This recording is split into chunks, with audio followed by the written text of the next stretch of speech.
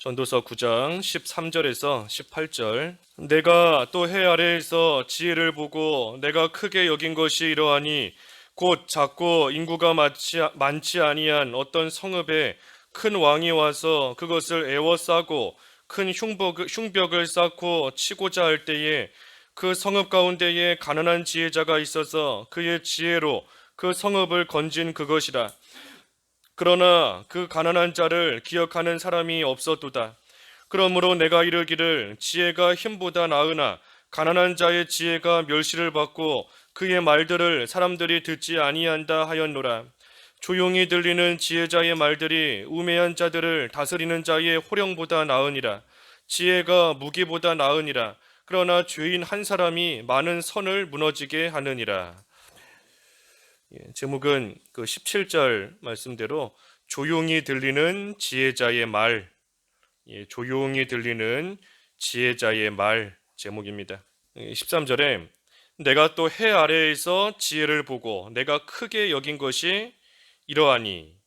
14절 곧 작고 인구가 많지 아니한 어떤 성읍에 큰 왕이 와서 그것을 에워싸고 큰 흉벽을 쌓고 치고자 할 때에 그 성읍 가운데 가난한 지혜자가 있어서 그의 지혜로 그 성읍을 건진 그것이라. 그러나 그 가난한 자를 기억하는 사람이 없었도다.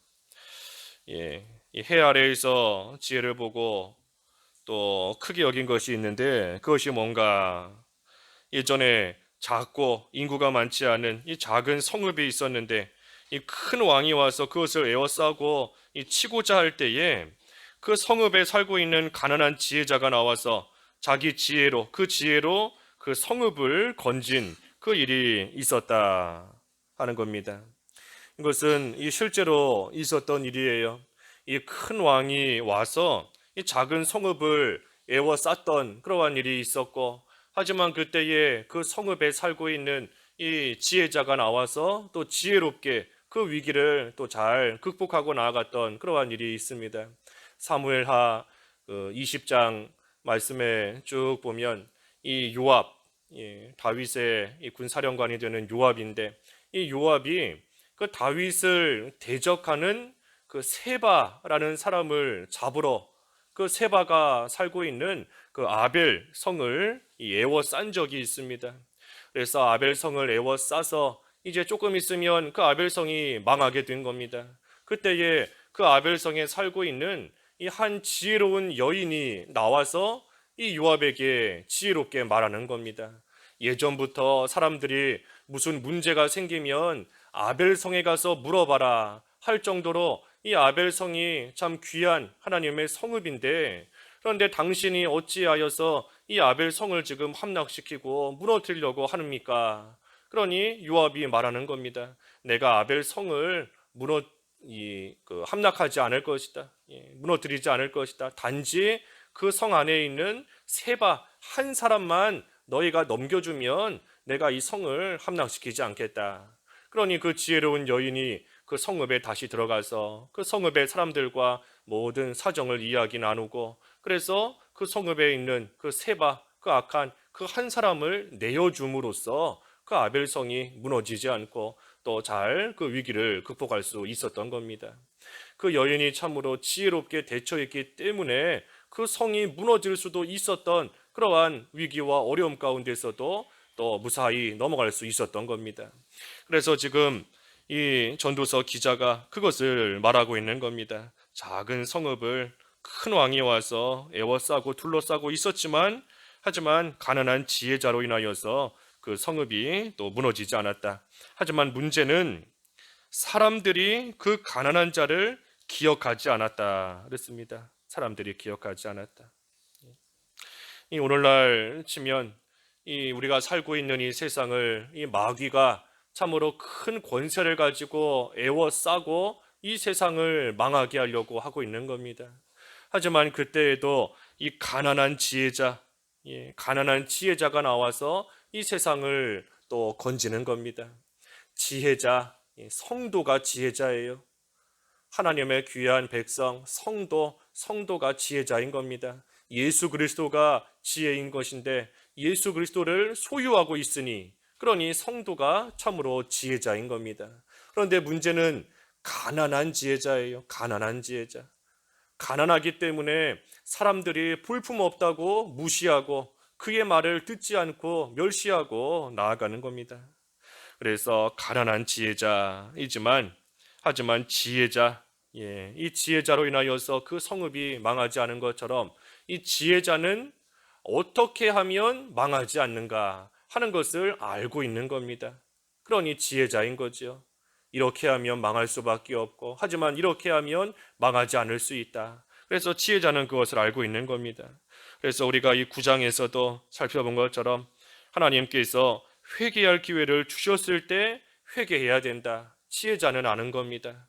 의복을 희게 깨끗하게 해야 된다. 지혜자는 잘 알고 있는 겁니다. 또 하나님께서 주신 것들을 하나님의 뜻대로 써야 된다.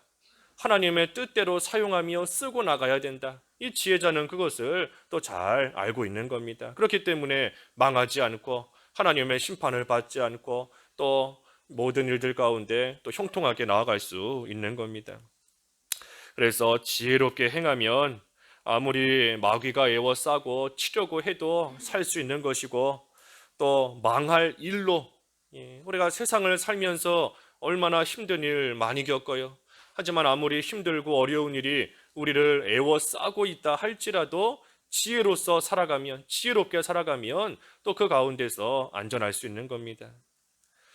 그래서 하나님께서 오늘날 이 악한 세상을 또 멸하지 않으시고 하나님께서 참아주고 계시는 것도 그 안에 있는 지혜자, 다시 말해 성도로 인함인 겁니다. 성도가 있기 때문에 하나님께서 이 세상이 악하지만 마땅히 하나님께서 쳐서 멸하셔도 할 말이 없는 그러한 세상이지만 그래도 그 안에 가난한 지혜자가 있기 때문에 성도가 있기 때문에 하나님께서 심판을 참아주고 계시는 겁니다. 그래서 우리 사무엘상 그 2장에도 보면은 사무엘상 2장 8절 사무엘상 2장 8절에도 보면 성도가 이 세상의 기둥이다 그랬습니다. 성도가 기둥인 겁니다. 기둥. 우리 집도 건물도 아무리 튼튼하게 지어졌다 해도 기둥이 없으면 무너지는 겁니다. 그래서 성도가 기둥인 거예요.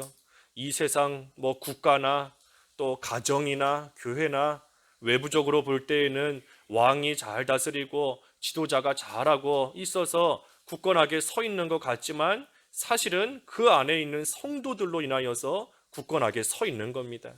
그러니 국가도 또 가정도 교회도 성도의 역할을 바로 하지 못하고 나아가면 결국은 다 무너질 수밖에 없습니다. 국가도 무너지는 거고 교회도 무너지는 거고 가정도 무너지는 거고 다 무너질 수밖에 없어요. 예루살렘 성읍에 이 진리를 찾고 공의를 행하는 자 한 사람이 기둥인데 그 한 사람이 없으면 무너지는 겁니다. 소돔과 고모라의 의인 10사람이 기둥인데 10사람의 기둥이 없기 때문에 결국은 다 무너져 버린 겁니다. 그래서 이 성도가 참으로 귀한 것인데 문제는 세상이 그 성도의 귀한 것을 모르는 겁니다. 여기 아까 15절 하반절에도 그 가난한 자를 기억하는 사람이 없었도다. 그 가난한 지혜자로 인하여서 성읍이 무너지지 않을 수 있었던 건데 그런데 사람들은 그 가난한 자를 기억하지 않는다 그랬습니다. 그래서 이 세상도 이 성도를 귀하게 여기지 않아요. 성도가 기둥의 역할을 하고 있기 때문에 무너지지 않고 있는 것인데 그런데 성도가 귀한 줄을 모르고 있는 겁니다. 그러니 우리가 이 세상에서 참으로 세상이 우리를 알아주든지 몰라주든지 몰라주는 것이 성경에서도 나오는 하나님의 또 우리에게 가르쳐 주시는 말씀인 줄을 알고 세상이 몰라준다 해서 속상해하지 말고 원통해하지 말고 알아주든 몰라주든 자기 자리를 잘 지키며 기둥의 역할만 우리는 잘 감당하고 가난하지만 지혜자의 역할만 잘 감당하고 나아가면 족한 겁니다. 그래서 16절에도 그랬죠. 그러므로 내가 이르기를 지혜가 힘보다 나으나 가난한 자의 지혜가 멸시를 받고 그의 말들을 사람들이 듣지 아니한다 하였노라. 이 지혜자, 다시 말해 성도의 말을 잘 들으면 살 수 있는데 구원받는 것도 마찬가지고 성도를 통해서 복음을 전파받을 때에 복음을 전해 들을 때에 그 복음을 믿고 그대로 나아가면 영생을 얻을 수 있는 것이고 또 이 세상을 살아가는 동안에도 이 성도를 통해서 주시는 하나님의 말씀을 잘 들으면 분명히 살 수 있는데 그런데도 사람들이 듣지 아니한다. 왜 안 듣는가? 가난하기 때문에. 가난하고 볼품이 없으니 그러니 사람들이 아무리 좋은 말을 해줘도 살 수 있는 길을 알려주어도 외부적으로 볼 때 볼품이 없고 가진 게 없어 보이니 그러니 무시하고 그의 말을 멸시하고 나아가는 겁니다. 그러니 어느 시대나 이 귀 있는 자만 듣는 겁니다. 아무리 살 길을 말해줘도 이 귀 있는 자만 듣는 거지 귀가 막힌 자, 영의 귀가 열리지 않은 그러한 자는 이 지혜자의 말을 아무리 말해주어도 못 듣는 겁니다. 그래서 17절에 조용히 들리는 지혜자의 말들이 우매한 자들을 다스리는 자의 호령보다 나으니라. 그래서 조용히 들리는 지혜자의 말이 이 우매한 자를 다스리는 자의 호령, 이 호령이니까 얼마나 큰 소리예요. 그 소리보다 더 낫다 그랬습니다. 우리가 크고 무섭게 말한다라고 해서 그 말이 옳은 것이 아닙니다. 아무리 목소리 세상에서는 목소리 큰 사람이 이긴다 그런 말도 있던데 큰 소리로 한다고 해서 그 말이 옳은 말도 아니고 또 큰 소리로 한다고 해서 듣는 사람이 또 그 말을 다 듣는 것도 아닌 겁니다. 어떻게 해야 되는가? 지혜롭게 말해야 되는 것이고 또 그 말 속에 지혜를 담고 있어야 되는 겁니다.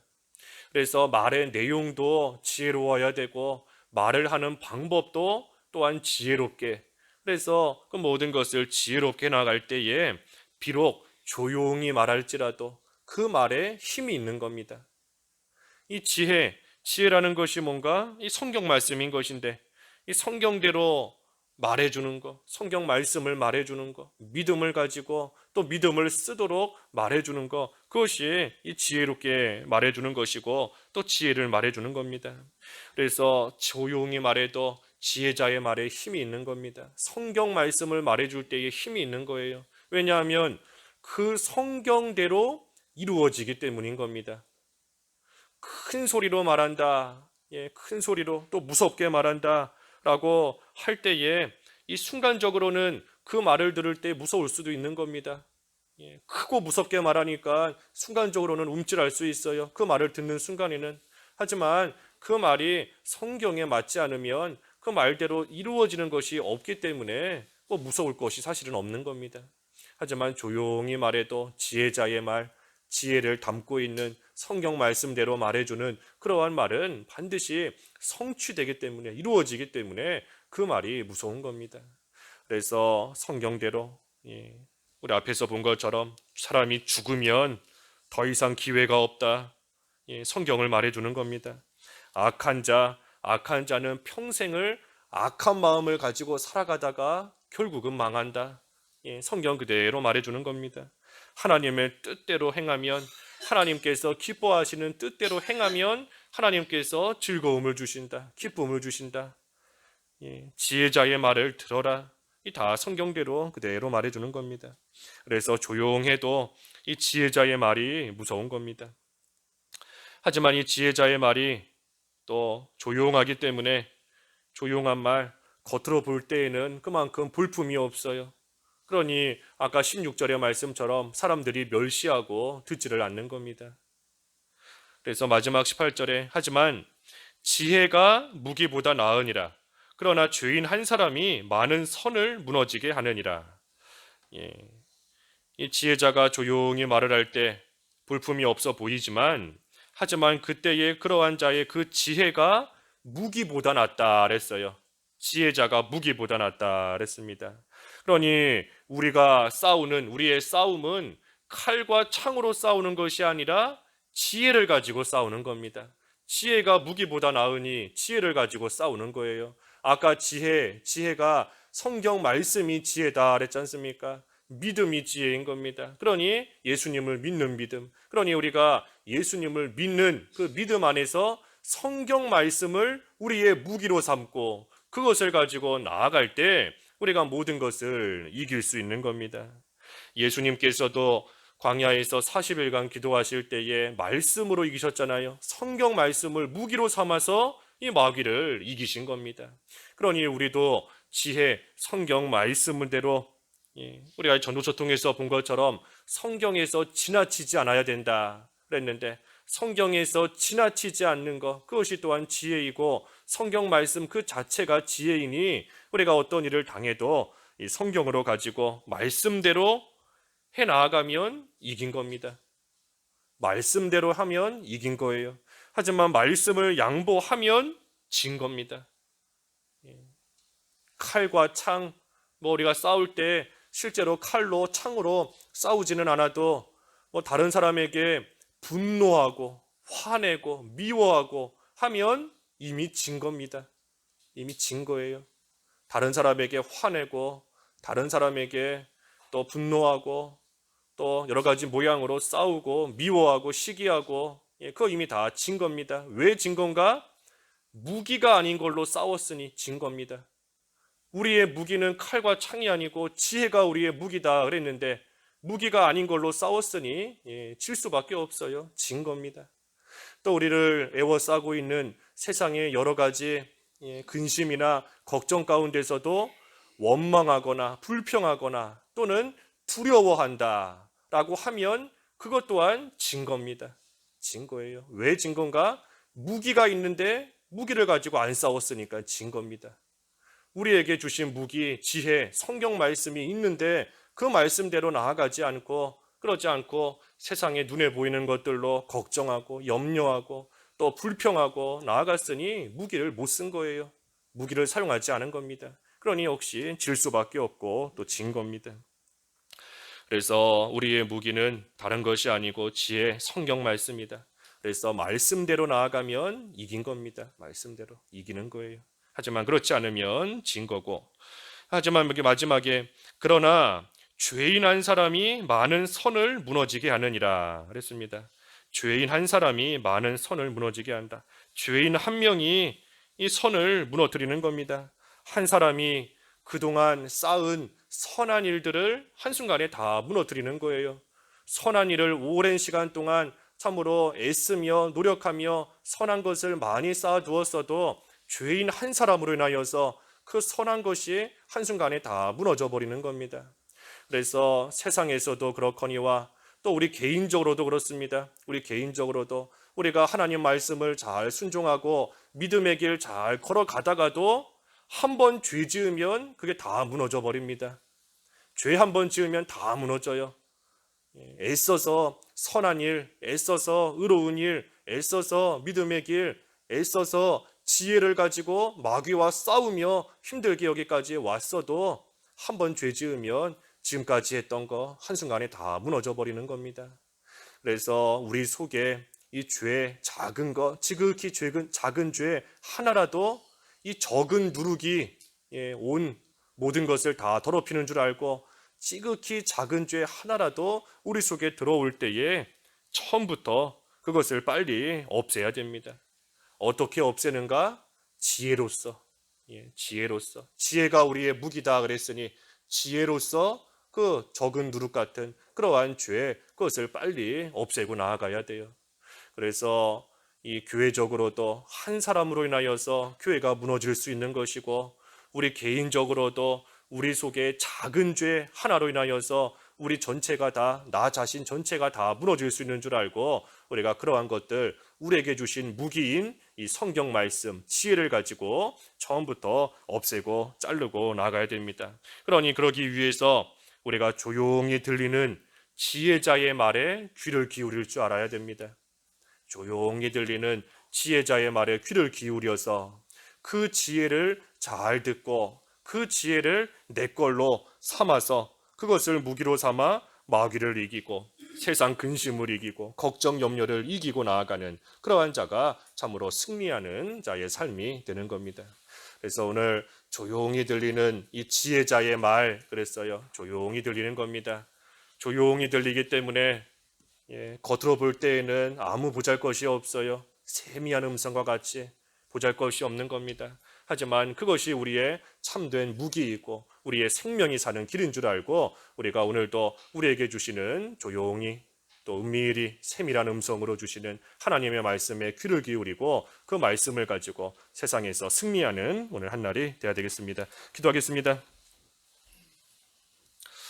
하나님 아버지, 지혜자의 이 조용히 들리는 말에 귀를 기울여 그 지혜를 나의 지혜로 삼고 그 지혜로서 세상의 모든 일들을 능히 이기며 나아가는 참으로 복된 삶이 되어야 되겠사오니 오늘 한날도 성경 말씀대로 나아가며 어떠한 일을 만나도 승리할 수 있는 귀한 한날이 될 수 있도록 저희들을 붙드시고 참으로 귀한 지혜를 더하여 주시옵소서. 예수님의 이름으로 기도하옵나이다. 아멘.